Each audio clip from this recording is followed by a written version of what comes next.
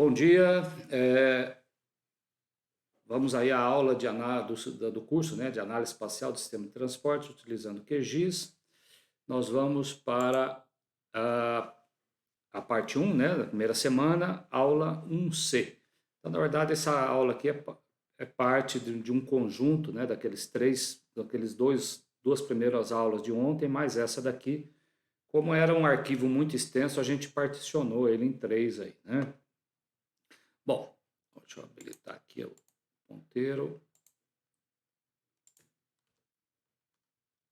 Então, vamos falar um pouquinho agora sobre formatos e fonte de dados para geoprocessamento, né? A internet hoje é um balaio de mapas aí que vocês podem estar buscando mapas, arquivos em diferentes formatos aí para utilização em sistemas de geoprocessamento, né?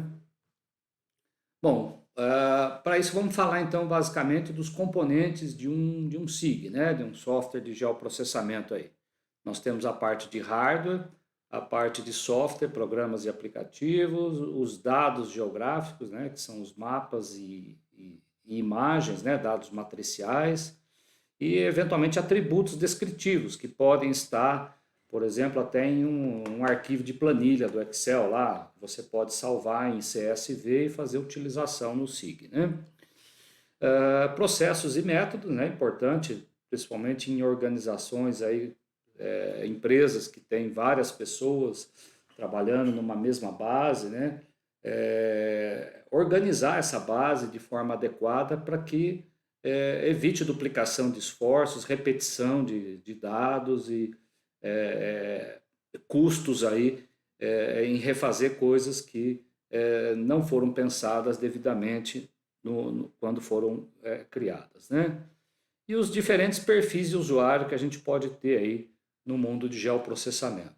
Na questão de hardware, é tranquilo, nós temos aí desde microcomputadores, servidores, notebook, tablet, celular. Hoje você tem aplicativos gel para diferentes arquiteturas aí, né? Bom, na questão do software, nós temos aí um universo muito grande. Eu peguei somente alguns aqui, talvez os mais conhecidos, né? Mais usados também no Brasil. Então você tem de um lado os softwares gratuitos, né? Que tem uma certa comunidade aí que faz uso e no mundo hoje a gente tem o QGIS, que é uma das plataformas livres e de código aberto, corporativa, participativa. Você pode desenvolver componentes, complementos, né, para trabalhar com QGIS, né? Aqui do INPE mesmo já tem dois complementos aí que a gente utiliza para localização de imagens, né, da área de trabalho, da área de interesse da pessoa, né? Mas tem outros aplicativos aí que fazem parte, né, principalmente com a utilização de banco de dados, né, o Postgres com o PostGIS, o MySQL, e outros aí como o GVSig, OpenJump, o Saga, né? O Saga também é um software muito bacana para a parte matricial, ele trabalha bem essa parte de cruzamento de mapas, né, com diferentes análises aí matriciais, né? E eu coloquei os dois do INPE aqui, né, o Spring e o TerraView também fazem parte desse pool de software livres aí. E do outro lado você tem o campeão americano aí, o ArcGIS, né, da URSS, a empresa americana, Pix 4D, o Envy, o PCI Geomatics, o ERDAS Image, né, esses três últimos aqui mais para a parte de sensoriamento remoto. E banco, né, espacial, relacional e espacial, né, tem a Oracle, né, com o Oracle Spatial, né, tem empresas grandes aí também, né, que utilizam banco Oracle, né. Inclusive o QGIS também conversa com o banco Oracle. Então, em vez de utilizar o Postgres, vocês poderiam estar alimentando bases no Oracle e utilizando o QGIS para consultar essas bases. Mapinfo também, né? Agora já menos, mas há uns anos atrás tinha muita base de Mapinfo, principalmente no estado de Minas. Eu consultava muito lá e sempre a gente buscava os arquivinhos no formato MIDI-MIF, né, que era o formato de intercâmbio de dados. É um software para poder fazer mapas temáticos, ele tem um ferramental muito grande, muito bacana, né, interessante para produção cartográfica, o MapInfo. Bom, métodos e processos, depende muito do projeto que vocês estarão trabalhando com geoprocessamento na empresa, depende da infraestrutura computacional para atender os projetos, né? Se serão softwares livres, pagos, quantos assentos você vai ter, a metodologia de trabalho, né? É importante pensar muito bem antes de começar a colocar os dados no computador, vocês vão padronizar questão cartográfica ou não, ou cada um coloca o mapa lá do jeito que quiser, enfim, definir aí os procedimentos, nome de atributos, nome de tabelas, enfim, são coisas que devem ser pensadas para facilitar o uso, né? Porque aí você abre o banco, você vê lá o nome da tabela, você já sabe o que tem naquela tabela só de ver o nome do arquivo lá, né, que está no banco, né? Então, são coisas importantes aí que devem ser pensadas antes de começar a trabalhar. Na questão de usuários, você tem diferentes perfis de usuário no ambiente corporativo aí, né? Desde aquele usuário na ponta de linha mesmo, que está usando um acesso via WebGIS, tá? Para poder consultar eventualmente uma base da ATEC, né? Da DERSA lá que está disponível, né? Aquele usuário que está acessando diretamente o banco, né? Em vez de estar utilizando uma aplicação WebGIS, ele pode estar com o QGIS ou com o ArcGIS, acessando diretamente o Oracle e mexendo diretamente nas tabelas ali no banco, né? De outro lado, você pode ter grupo de usuários que estão pensando em aplicações e customizações para colocar esses mapas disponíveis para a comunidade, tanto interna como externa, fazer bom uso delas, né? E a parte até da gerência, né, da empresa, né? O gerente da empresa ter também um acesso que permita facilmente ver e consultar as bases que estão sendo produzidas, que estão sendo oferecidas para a comunidade aí, né? E eventualmente tomar decisões e gerenciar aí o uso dessas camadas, né? Aí tem o pessoal também de banco de dados, né? Os administradores de banco de dados, que digamos assim, que eu acho que é uma pessoa que tem que ser muito bem paga pela empresa, né? Se você vê, por exemplo, um cara que mexe, por exemplo, com o banco de dados de uma agência bancária, por exemplo, o Banco do Brasil, né? O cara tem que ter uma responsabilidade muito grande, né? E uma confiança muito grande na pessoa, porque ele vai ter acesso a toda a base, a todo o esquema, a todas as tabelas, né? Diferente eventualmente do cara de aplicações. O cara de aplicações ele pode estar vendo uma view de uma determinada tabela, né? O que é uma view? É uma tabela virtual que é criada pelo administrador para que ele não tenha acesso direto à tabela propriamente dita, né? Ele tem acesso a um script em SQL que apresenta para ele uma tabela virtual. E aí ele faz uso daquelas informações, né, que muitas vezes é limitada, só para que o programador de aplicações aqui produza um front-end, uma aplicação específica para a empresa, né? Então, o cara de administração de banco de dados é uma pessoa chave nessa coisa de banco corporativo, né? Bom, mas vamos falar dos dados geográficos. Então, tem um conjunto de slides aqui, esses que estão em negrito a gente vai falar um pouquinho mais, que são os principais formatos aí utilizados, né, para mexer com qualquer software de geoprocessamento, né? Então, eu vou falar do Word da Microsoft, né? O Shapefile, MapInfo, JSON, GeoJSON, KML, KMZ, GeoPact, CSV, DXF, DWG, que é da Autodesk, né? A parte CAD, ou do AutoCAD Map, né? E para a parte matricial, 90% das aplicações aí, GeoTIFF, né? HDF, NetCDF, outros formatos matriciais aqui. Aqui no INPE mesmo a gente faz muito uso do HDF e do NetCDF, né?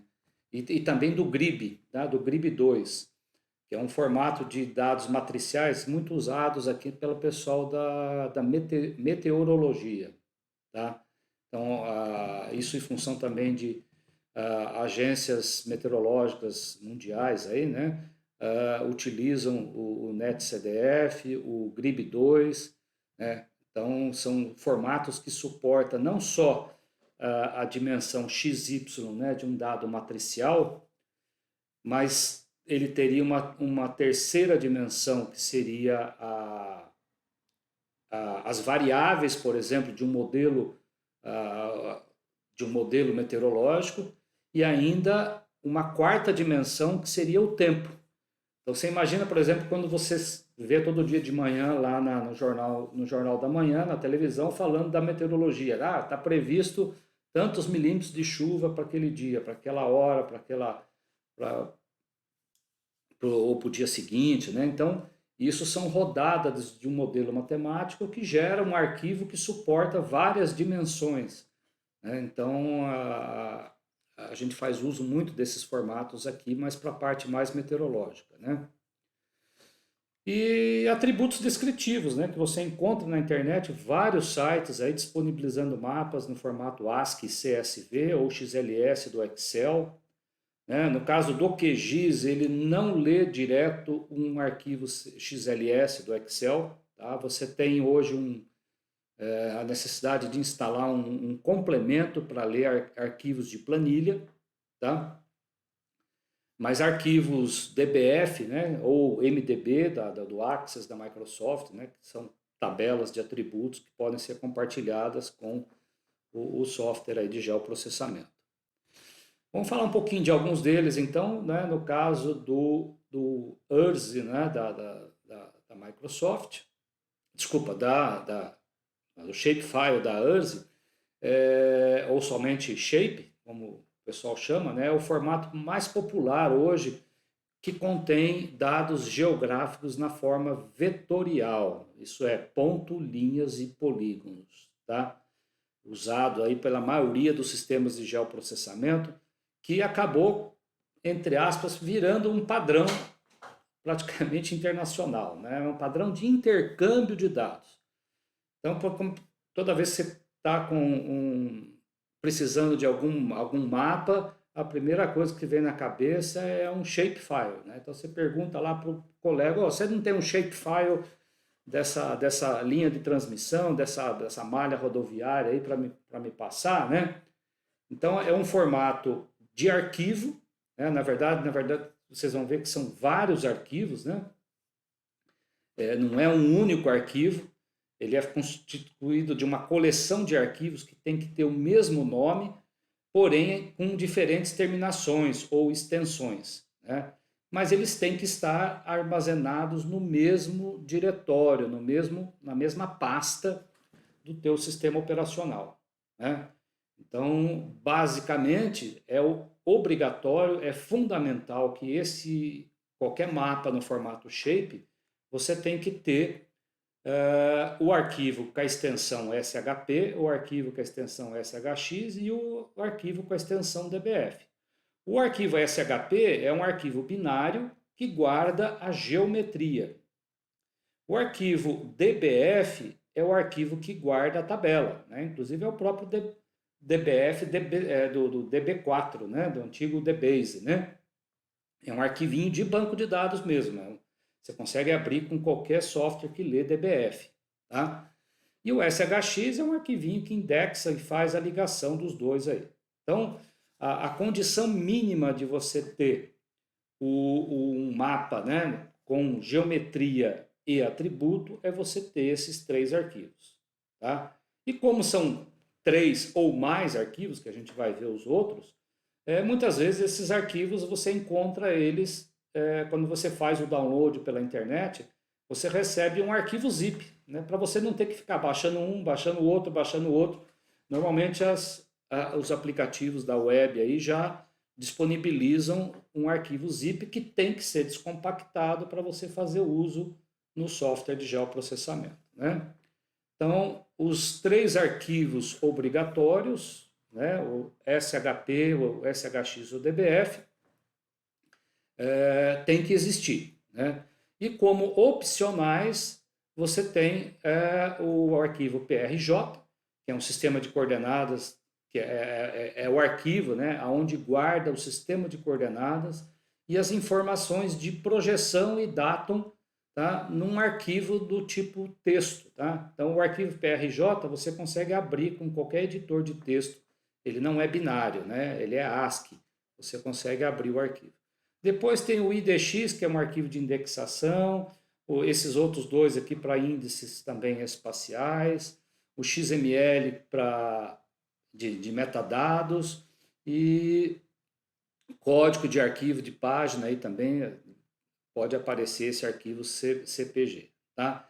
Mas eu digo assim que todos aqui você tem que ter os 3 e mais o PRJ, porque hoje não faz sentido você distribuir um arquivo shape pela internet ou passar um arquivo shape para um colega e não passar para ele qual é o sistema de coordenadas ou de projeção daquele mapa.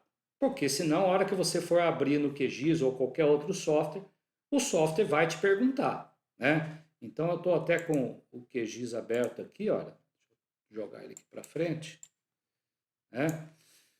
Então, se você pega um arquivo, né, como esse aqui, olha, que está aqui na pasta, aqui, deixa eu pegar aqui, por exemplo, um shape Brasil. Olha, esse arquivo aqui, o FBR com erro, ele tem o arquivo DBF, ele tem o arquivo SHP, tem o arquivo SHX, tá? Então, tem os 3 arquivos básicos. Tem aqui um QIX, é porque isso aqui é o QGIS que cria esse arquivo aqui, né? Eu não sei exatamente para que ele usa, se é para questão de legenda ou de algum metadado associado aí, né? E aqui, na verdade, tem um zip que eu criei, que ele estava compactado, eu descompactei. Mas está os 3 arquivos básicos aqui. Inclusive, se você, né, uma dica, se você está mexendo aqui pelo Explorer do Windows, você pode pegar o arquivo SHP, um jeito fácil de abrir ele é clicar e arrastar aqui direto para a interface do software. Tá? Mas olha o que acontece com esse mapa, né? Aparece uma interrogação ali, ó. Na frente do nome da camada, ele vai dizer, olha, a camada não possui um sistema de referência de coordenadas definido, né? Então a gente vai aprender, a gente vai falar da parte cartográfica toda aí, né? Isso porque esse arquivo shape, ele não tem o arquivo PRJ. Então o software, ele te questiona, ele vai perguntar para você qual é. Mas perceba que você passa o mouse aqui em cima da tela do software e aqui embaixo no rodapé ele mostra uma coordenada ali, ó, -52, vírgula alguma coisa, -10, vírgula alguma coisa. Então, se você passa para cima aqui da linha do Equador, você vê que aqui no Y fica positivo, né? Então, e abaixo do Equador, negativo. Então, você saca, você olha as coordenadas desse mapa, você já sabe que esse mapa está em coordenadas geográficas, porque você está vendo as coordenadas dele aqui em graus decimais aqui embaixo, tá certo? Mas você não sabe qual é o datum. E essa é uma coisa importante que a gente vai discutir amanhã, né? Se você não sabe qual é o modelo da Terra, se é SAD, se é SIRGA, se é córrego, a gente vai ver que se você não souber isso e chutar qualquer valor lá, põe lá SAD 69, ou coloca lá SIRGAS 2000, que é o novo do IBGE, né? O que pode acontecer? Você pode ter erros aí de até 100 metros, né? E aí, para essa área, principalmente de transporte, que você tem que ter a localização aí em escalas, às vezes de 1 para 5 mil, 10 mil, né, de precisão aí para um trabalho, né? Mesma coisa que você falar que um poste está aqui, na verdade ele está lá na outra esquina, né? Então, essas informações aqui, se não existir, a gente vai ver que você pode clicar nesse botãozinho aqui e você pode vir aqui e definir qual é esse sistema de coordenadas ou de projeção e de datum para uma camada aqui no software de geoprocessamento, tá? Mas você tem que consultar a fonte, você não pode colocar qualquer coisa, tá? Você tem que perguntar quem produziu esse shape, qual que é o metadado aí da projeção e do datum, tá bom? Mas, por outro lado, você pode ter arquivos, né? Como nesse mesmo diretório aqui, olha, eu tenho um outro arquivo, o FBR, né? Que ele tem o DBF, né? Ah, esqueci de mostrar aqui. O DBF, olha, se você abrir aqui, né, mostrar a tabela de atributo, ele mostra aqui que ele tem 1, 2, 3, 4 colunas com a descrição dessas geometrias de estados que estão aí, né? Então, nessa outra aqui, você tem o DBF, o SHP, o SHX e tem o PRJ, né? O PRJ aqui, olha, ele se você abrir aqui com qualquer editor aqui de texto, deixa eu ver aqui se eu tenho aqui, abrir com, procurar aqui, eu vou usar o Notepad++, inclusive é um aplicativo que eu sugeri para vocês instalarem aí, né? Um editor de texto aí, tá? Então, nesse editor de texto, você vê que ele é um arquivo ASCII, né? Você consegue ver o que está escrito aqui, ó, nessa primeira linha aqui aparece aqui que, olha, esse cara aí, a unidade dele é graus, tá vendo? Unit, degree, né? E o modelo da Terra desse mapa é o WGS 84, que é um datum geocêntrico, né? Definido pelos americanos e usado por muitos equipamentos, né? Quando você compra aí um GPS, provavelmente ele vai estar, o default lá sempre vai estar o WGS 84, né? Que é um dos datums geocêntricos mais utilizados aí. É que no Brasil agora a gente tem o SIRGAS 2000, que é equivalente ao WGS 84, a diferença lá na casa de milímetros ou micrômetros, tá? Então a gente pode até dizer que para nossas escalas de trabalho aí, 1 para 5 mil, 10 milhões, 10 mil, 1000 até, né? WGS 84 e SIRGA 2000 é praticamente a mesma coisa. Mas a gente volta a falar nesses detalhes cartográficos na aula de amanhã, tá? Bom, então no caso aqui, olha, se eu pego esse arquivo SHP e arrasto para cá, ó, ele abre o mesmo mapa, né? Exatamente um sobre o outro aqui, né? E você vê que nesse segundo mapa que ele abriu, né? Então ele não tem mais aquela interrogação aqui dizendo, olha, está faltando o metadado. E você põe o mouse em cima, ele aparece inclusive ali, ó, um código que a gente vai falar nele amanhã, que é o tal do EPSG, ou também o SRID, né? Tem gente que chama de SRID porque o nome da coluna no banco de dados que guarda as projeções cartográficas o nome do atributo que guarda essa daí chama SRID, né? Então, esse código aqui, 4326, se a gente consultar esse código aí na internet, então, inclusive tem vários portais na web aí que você pode consultar o EPSG, né? Ah, você está na dúvida qual que é o código EPSG da UTM SAD 69 para a zona 23 Sul aqui no Brasil. Então tem alguns sites na internet aí que você pode consultar e ele te dá o valor desse número, né? E esse daqui, então, 4326, é exatamente o WGS 84, tá? Que a gente viu escrito lá dentro daquele arquivo PRJ do Shape, né? Bom, voltando aqui então, Eu já disse, né, que o arquivo de shape, então, normalmente você encontra ele num arquivo zip. E aí você precisa, claro, que descompactar esse arquivo para poder trabalhar no software, né? Vamos em frente. Bom, o segundo formato, MapInfo, né? O famoso MIDMIF, que é amplamente usado aí para intercâmbio de dados entre usuários de MapInfo e até outros aplicativos SIG, né? Ele é formado por dois arquivos somente, um MID, né, e o outro MIF.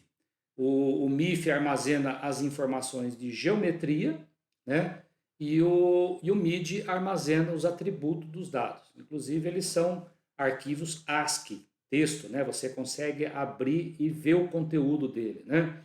Então, esse formato ele é usado para guardar geometrias de ponto, de linha, de polyline, de region, né? Ou de multipolígonos, arco, texto, retângulo, retângulo arredondado, elipse. Você vê que ele guarda um monte de tipos geométricos, né? Semelhante ao que você faz com AutoCAD, né, cara? Com vários tipos de formas geométricas lá, né? E aí, se você pega um mapa nesse formato aqui, deixa eu abrir um aqui para a gente ver. Eu tenho aqui no dados MIDMIF, olha. Então, tem um mapa de drenagem aqui, MIDMIF. Ó. Se você abrir o MID, né, abrir aqui com... cadê o Notepad aqui? Outro aplicativo. Cadê ele aqui? Aqui.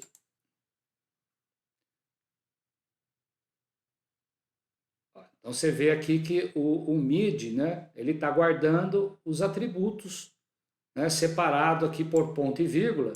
Você tem as colunas aqui de atributos do meu mapa, né? E se você abrir o MIF, ele tem as geometrias. Tá?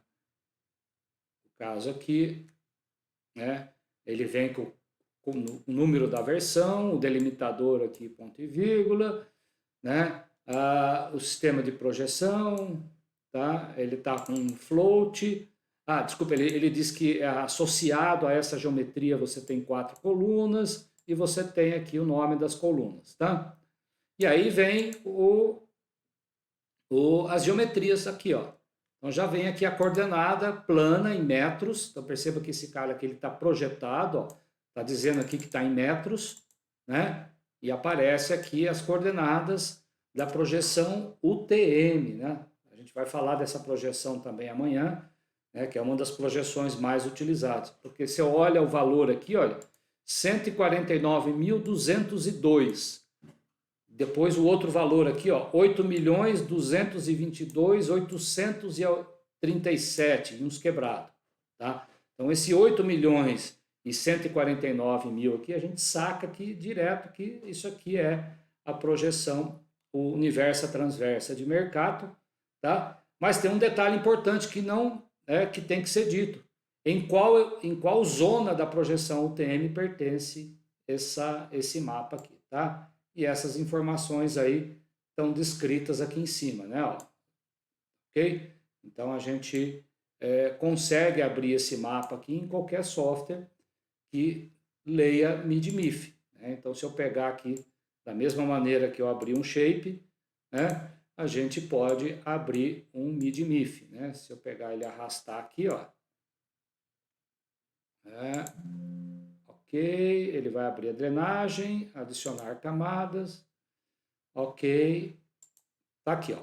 Então ele já abriu um mapinha aqui de drenagem, você vê que a drenagem está na região aqui do Distrito Federal, né, que coincide aqui com o mapa de estados, né, e você põe o mouse, ele mostra inclusive o EPSG dessa camada, né, esse código aqui é o 29193. 29193, se vocês consultarem aí na internet o IPSG dela, você vai ver que é exatamente a projeção universa transversa da Terra, né, que é a UTM, com o elipsoide SAD 69, tá? E isso a gente vai também discutir bastante amanhã aí, tá certo? Então, mapinfo, tá? Tem que ter esses dois arquivinhos para que você abra, né? Tanto a geometria, daí eu esqueci de mostrar aqui, tanto a geometria como também a tabela de atributos que estava ali naquele arquivo ASCII MIDI, né? Bom, terceiro formato aí é o formato GeoJSON, né? É um formato de intercâmbio de dados espaciais padrão aberto, tá? Que faz parte, inclusive, do padrão OGC hoje, tá? Para feições vetoriais, simples e seus atributos não espaciais, tá? Ele é baseado em Java, né? E o GeoJSON, então, foi o formato usado aí para muitas das aplicações para mobile, né? Para ambiente de celular, tablet, é usado nessas aplicações o WebGIS para mobile, né?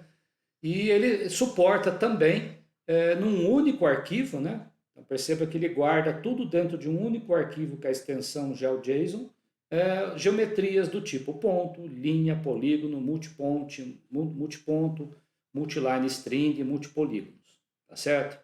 Então, um formato hoje aí muito usado, né, para ambientes mobile, né? KML e o KMZ, né? Uma dupla aí também que veio lá do Google Earth, né? Quando a gente começou a ver o Google Earth, que ficava maravilhado com aquele globo, né? Aquele software que você abria e conseguia navegar no mundo inteiro, né? Desenvolvido pela Google, né? É baseado em arquivos também XML, tá? Para guardar anotação tanto geográficas e de visualização de conteúdo, né? Suporta também vários tipos, não só dados vetoriais, mas também imagens, né? Descrição textual também. E ele tem a versão que é o arquivo KMZ, que é um arquivo compactado. Então, o KML você consegue visualizar, até abrir ele com qualquer editor de texto, e o KMZ você teria que descompactar para poder ver o conteúdo, tá? Então, num único arquivo também você pode ter, não uma, mas até várias camadas, né? Você pode ter dentro de um mesmo arquivo KML ou KMZ, ok? E agora tem um novo formato que surgiu também, que passou, inclusive, a partir de 2014, a fazer parte do consórcio OGC. Só voltando aqui, né? O KML, ele era exclusivo da Google, né? O problema é que quando a Google entrou para fazer parte do consórcio OGC, né? Que é um grupo de empresas que define os padrões de interoperabilidade de dados geográficos para o mundo inteiro, a Google, devido ao seu peso como empresa, né, ela colocou, eu passo a fazer parte do consórcio OGC, mas o meu formato KML e KMZ, né, que já existia, né, vai virar um padrão, né, do consórcio OGC. E assim é. Se você entrar hoje no site do OGC, você vai ver que está lá como um dos padrões de interoperabilidade o formato KML e KMZ. E surgiu recentemente o GeoPact, tá? Que é baseado também em padrões abertos, independente de plataforma, portátil, compacto para transferência de informações geoespaciais. Tá? Ele foi pensado inicialmente também para ser usado no mundo mobile, mas funciona independente de qualquer plataforma. Então, é um formato muito legal.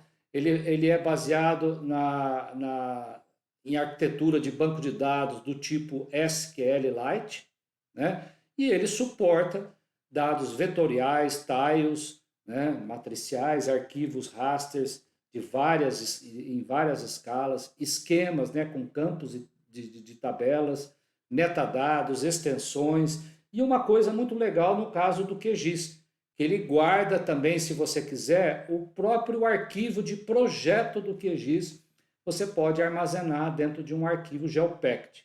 E aí facilita, então, imagina que a TEC desenvolveu um trabalho, né? e tem que entregar esse trabalho para algum cliente, né? Em vez de entregar um, dois, três, quatro, cinco arquivos Shape e mais um arquivinho de projeto do QGIS, o que você pode fazer? Você coloca todos os arquivos Shape dentro de um arquivo GeoPact, salva o arquivo de projeto também dentro do GeoPact e disponibiliza para o usuário, né, entrega para o usuário final lá um único arquivo contendo todas as informações geográficas, não geográficas, o projeto com a estilização, né, as cores, o preenchimento, a achura, tudo que você definiu para cada camada dentro do teu projeto fica guardado dentro desse formato GeoPact.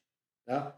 Então é muito legal e inclusive é uma proposta, né, no mercado de geoprocessamento. Aí a gente tem muita gente que diz, o GeoPact vai substituir o Shapefile?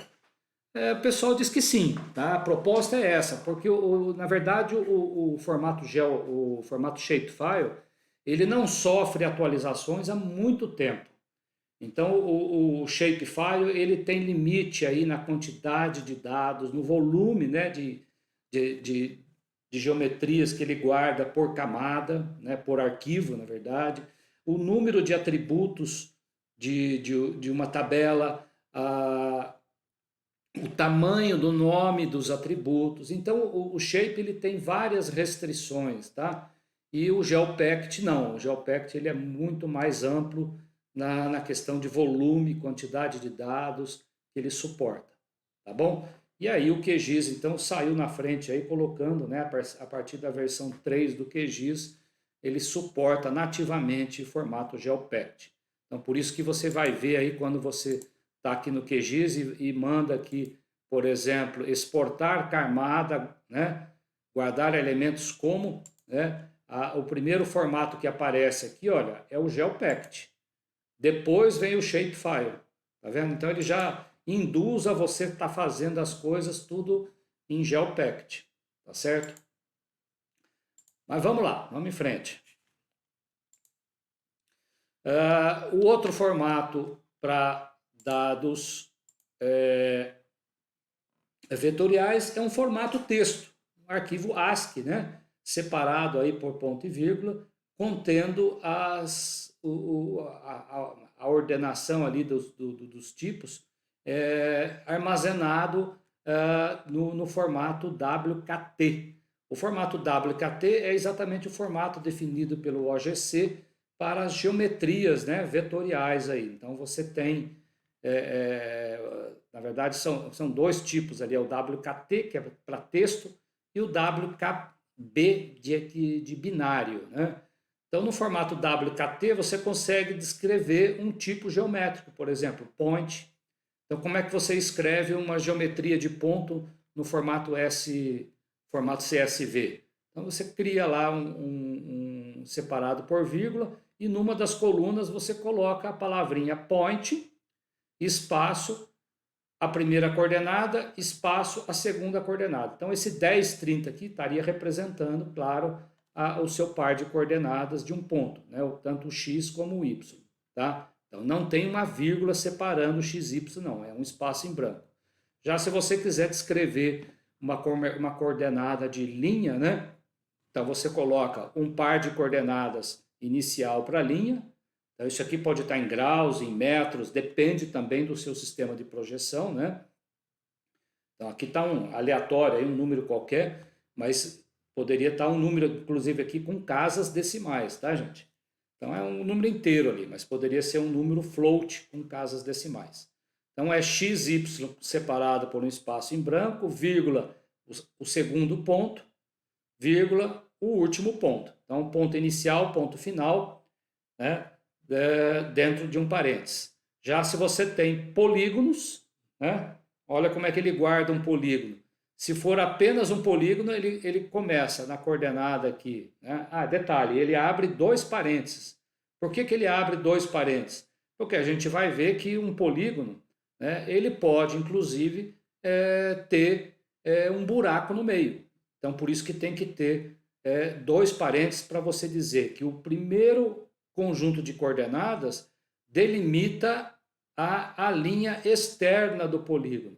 E se eu tiver algum buraco, né, entre o primeiro e o segundo parênteses aqui, você vai definir exatamente os buracos dentro desse polígono. Então, do jeito que está aqui, ó, eu tenho 30, 10, que é XY, aí o segundo, terceiro, quarto, e depois ele repete o 30, 10, que é o último par de coordenadas, para poder fechar, né, no mesmo ponto aqui, ele fechar o polígono e definir uma área, né?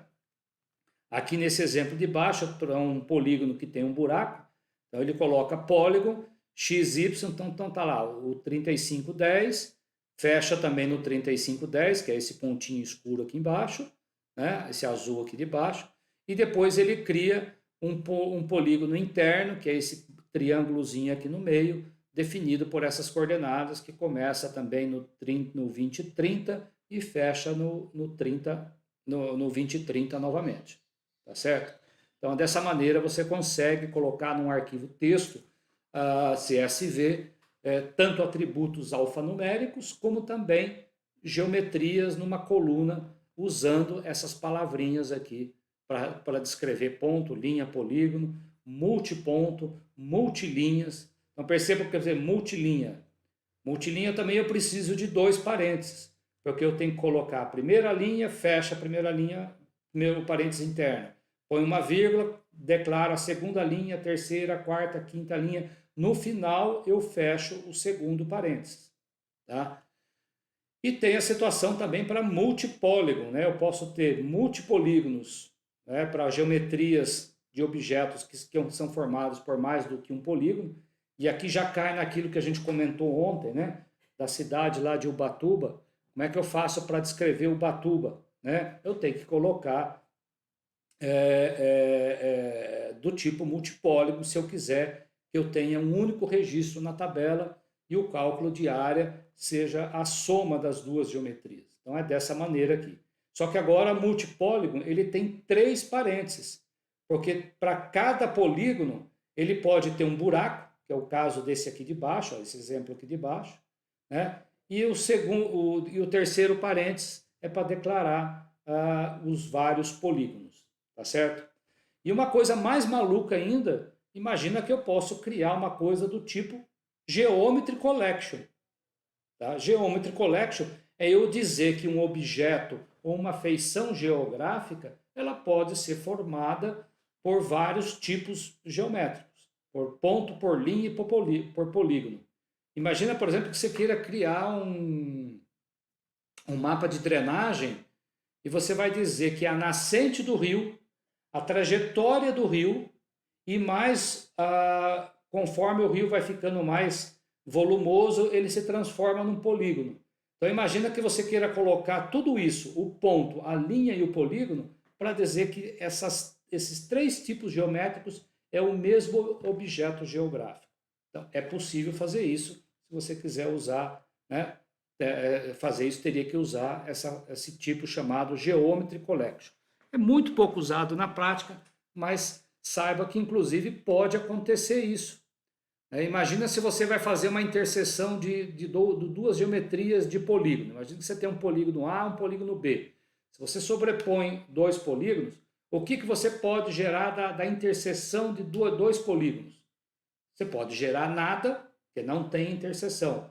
Ou você pode gerar um ponto, se um polígono somente encosta no outro. Você pode gerar uma linha, se ele encosta por uma linha. Ou se você tem sobreposição de áreas, ele pode gerar realmente uma nova geometria de polígono. Tá? Então perceba que o Geometry Collection é muitas vezes usado pelas interfaces aí do SIG, né? Na hora que você usa a operação geométrica lá de interseção de geometrias. Porque aí ele pode gerar um Geometry Collection a partir da interseção de 2 mapas de polígonos, né? Bom, mas na prática a gente vai ver isso aí depois, tá? E agora o outro tipo é o GeoTIFF, né? Que é muito usado, surgiu lá desde o TIFF, né? Que servia somente para dados matriciais sem a declaração de qual era o sistema de coordenadas, projeção, elipsoide e outros metadados, né? o GeoTIFF hoje é um dos feijão com arroz aí na área matricial. Então, inclusive, os diferentes portais de dados na internet, você vai estar encontrando dados matriciais, né? Se você vier no portal de imagens aqui do INPE, ou do Sentinel, da USGS, de qualquer site para baixar dados matriciais de satélite, você vai estar recebendo normalmente aí um arquivo GeoTIFF, tá? Ele pode ser para dados temáticos, né, matriciais, pode ser para dados do tipo float, né, para, por exemplo, um dado de altimetria, pode ser dados com várias camadas para ter uma composição colorida RGB, né, codificada ou sintética, e pode ser dados matriciais com N camadas, né, e cada camada guardando uma banda do satélite dentro de um único arquivo TIFF, ok? O arquivo CSV para dados tabulares também é muito usado aí para quem brinca com planilhas do Excel, né? Muitas vezes você acaba usando a exportação e importação de arquivos CSV. Então é um arquivo que tem como definição básica na primeira linha o nome das colunas, tá? Mas perceba que ele não diz qual é o tipo, isso é, se é inteiro, se é data, se é texto, tá? Então isso você que vai ter que fazer depois lá na hora de ler esse arquivo, né? Mas as colunas aqui separado por ponto e vírgula para dizer qual é o nome dos atributos, e a partir da segunda linha você já tem o conteúdo da tabela ali, tá? Então QGIS e outros softwares aí normalmente leem direto formato CSV texto, né? Que aí você pode abrir também com qualquer editor. Já o XLS, o XLX, né, que é da Microsoft, exige aí, no caso do QGIS, o nosso software do curso, você vai ter que instalar um complemento se quiser escolher em qual pasta de um arquivo XLS você quer abrir ali no software QGIS, tá certo? O DBF, eu já falei dele, ele é inclusive parte daquele arquivo shapefile, né, que a gente viu da URSS, né? O DBF da URSS ele usa o padrão DBF para a parte descritiva, né?